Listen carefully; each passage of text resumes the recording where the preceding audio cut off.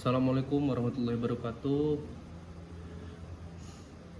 Perkenalkan, nama saya Farel Icul Islami dari Prodi Hukum Keluarga Islam kelas HKIB. MPM saya 2321010079. Di sini saya ingin mengumpulkan tugas dari bab 8 sampai bab 13, yaitu kesimpulan dari bab 8, penyelundupan hukum atau penghindaran pelaksanaan hukum. Penyelundupan hukum atau faude lalol adalah tindak seorang atau sekelompok pihak yang dengan sengaja mengubah faktor-faktor hukum tertentu seperti kewarganegaraan, domisili, atau tempat yang melakukan perbuatan hukum dengan tujuan menghindarinya berlakunya hukum yang seharusnya berlaku dan menggantikan dengan hukum lain yang dianggap lebih menguntungkan. Praktik ini tampak sah secara formal, tetapi pada hakikatnya bertentangan dengan prinsip keadilan dan kepastian hukum. Tujuan utama penyelundupan hukum adalah untuk menghindari larangan hukum, menghindari kewajiban tertentu seperti pajak atau tanggung jawab hukum, memperoleh keuntungan dari sistem hukum yang telah menguntungkan, menghindari yudiskriasi pengadilan tertentu seperti memenuhi kepentingan ekonomi dan bisnis. Dengan kata lain, perilaku berusaha memperoleh manfaat yang tidak dapat diperoleh jika tetap tunduk pada hukum yang semestinya yang berlaku. Penyelundupan hukum memiliki berbagai akibat yang serius. Perbuatan hukum yang dilakukan melalui cara tersebut dapat dinyatakan batal atau tidak diakui oleh pengadilan. Selain itu, hukum yang seharusnya berlaku akan diterapkan sehingga pelaku tidak memperoleh keuntungan dari tindakannya. Praktik ini juga dapat merugikan pihak ketiga, mengganggu keterlibatan umum, serta menimbulkan masalah dalam hubungan internasional. Oleh karena itu, penyelundupan hukum perlu dicegah melalui peraturan hukum yang lebih jelas, peningkatan kerjasama internasional, serta peningkatan kesadaran hukum masyarakat. Dengan demikian, kepastian hukum, keadilan, dan ketertiban dalam kehidupan bermasyarakat dapat tetap terjaga. Lanjut di bab 9, hukum yang berlaku dalam kontrak dagang internasional. Pengertian, kontrak dagang internasional adalah kontrak yang mengundang unsur asing, misalnya para pihak berasal dari negara berbeda atau pelaksanaan kontrak yang dilakukan secara lain. Prinsip umum dalam HPI, hukum yang berlaku adalah hukum yang dipilih sendiri oleh para pihak, a choice of law. B. Pilihan hukum, choice of law. Pilihan hukum adalah kebebasan para pihak untuk menentukan hukum yang berlaku dalam kontrak mereka. Menurut Charles Dumontvin, fungsi pilihan hukum yaitu menentukan hukum yang mengatur kontrak, menentukan hak dan kewajiban para kontrak, memberikan kepastian hukum dalam praksi internasional. Pilihan hukum tidak berlaku jika bertentangan dengan ketertiban umum atau orde publik, merupakan penyelundupan hukum, tidak memiliki hubungan yang cukup dengan kontrak. Macam-macam pilihan hukum. Pilihan hukum secara tegas dinyatakan secara jelas dalam kontrak. Contoh, kontrak ini tunduk pada hukum Indonesia. Pilihan hukum secara diam-diam disimpulkan dari isi kontrak. Contoh, kontrak menggunakan istilah ketentuan BW, Burgen-Walker. Pilihan hukum yang dianggap berlaku disimpulkan dari tindakan para pihak. Contoh, pembayaran menggunakan cek sehingga dianggap memiliki sistem hukum yang mengenai cek. Pilihan hukum dengan leg merchandise. Pengertian dari leg merchandise adalah kumpulan kebebasan prinsip umum dan praktik perdagangan internasional yang diterima oleh pelaku bisnis dunia. Karakteristik tidak berasal dari hukum nasional tertentu, bersifat internasional, digunakan ketika dapat kekosongan hukum, banyak digunakan dalam abstraksi internasional. Fungsinya menjadi dasar penyelesaian sengketa perdagangan internasional, membantu hakim atau abridget menentukan hukum yang tepat. Pilihan hukum dengan leg loci consortium. Pengertian, hukum tempat kontrak dibuat. prinsip hukum yang berlaku adalah hukum negara tempat perjanjian dibuat. Kesimpulannya, kontrak dagang internasional sering menimbulkan persoalan dengan mengenai hukum yang berlaku dan forum penyelesaian sengketa. Prinsip utama menentukan hukum yang mengatur kontrak mereka. Jika tidak ada pilihan hukum, dapat digunakan teori Lex Marcodit, Lex Loci, Controllus, Mailbox teori. Masing-masing teori memiliki kelebihan dan kelemahan, sehingga pemilihan harus disesuaikan dengan hubungan yang paling erat antara kontrak dan sistem hukum yang berlaku. 10. Perbuatan melawan hukum dalam HPI. Pengertian perbuatan melawan hukum. Perbuatan melawan hukum dalam HPI dikenal dengan berbagai seperti uncertain debt dan unerlaubte Handlungen atau itu Jerman ya. PMH adalah perbuatan seorang yang menimbulkan kerugian bagi orang lain, baik dilakukan secara sengaja atau lafal. Dalam HPI, yang menjadi persoalan adalah menentukan hukum negara mana yang berlaku apabila perbuatan dan akibat melibatkan lebih dari satu negara. Teori-teori hukum yang digunakan dalam HPI. PMH. 1. Teori tempat terjadinya kerugian. Fokus pada tempat kemunculan kerugian. Contoh, kebakaran berasal dari Malaysia, tetapi kerugian terjadi di Thailand.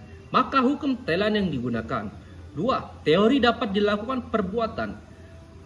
Fokus pada lokasi pelaku melakukan perbuatan. Contohnya, puntung rokok dibuang di Malaysia, sehingga hukum Malaysia digunakan.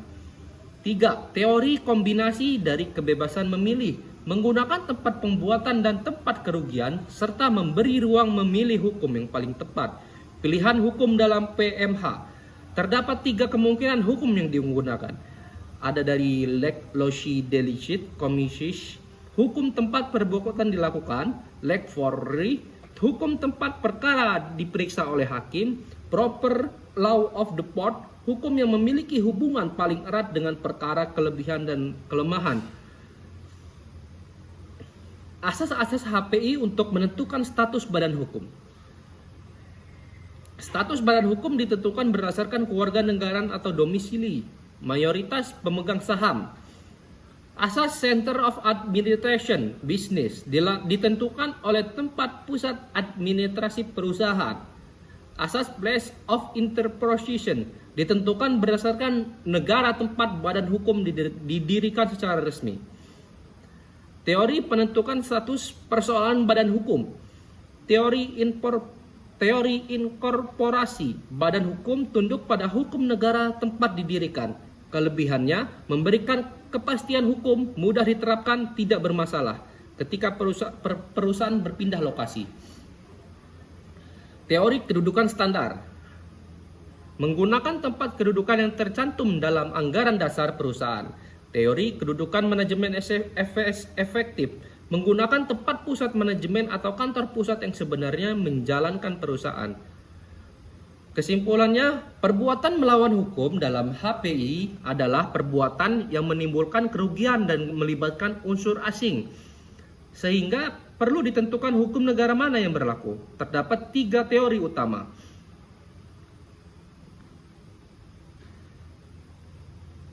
Di Indonesia, pada prinsip dapat menentukan status badan hukum dikenal beberapa asas, seperti asas inkorporasi, pusat administrasi, dan pusat manajemen efektif.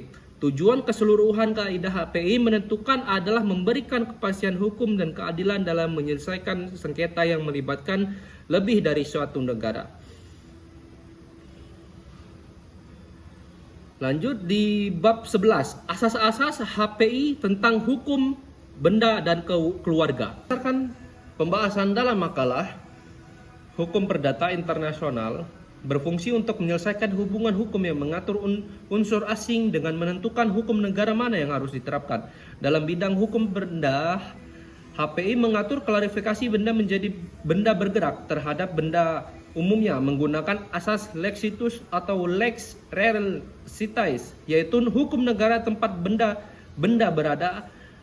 Asas ini memberikan kepastian hukum terutama terhadap benda tetap seperti tanah dan bangunan. Selain itu, HPI juga mengatur lembaga jaminan yang bertujuan memberikan perlindungan kepada kreditur dalam hubungan utang piutang yang memiliki unsur asing.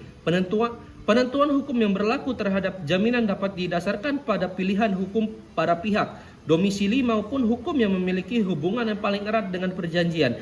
Dalam pelaksanaannya, lembaga jaminan tetap berpedoman pada asas-asas seperti publisitas, spesialitas, dan tidak dapat dibagi-bagi. Dalam bidang hukum keluarga, HPI menggunakan beberapa asas penting seperti lex loci celebration, lex patrias, lex domicili, joint nationality, joint residence, dan lex fori. Asas-asas tersebut digunakan untuk menentukan hukum yang berlaku terhadap perkawinan, hukum orang tua dan anak, adopsi serta perceraian yang melibatkan perkawinan, hukum orang tua.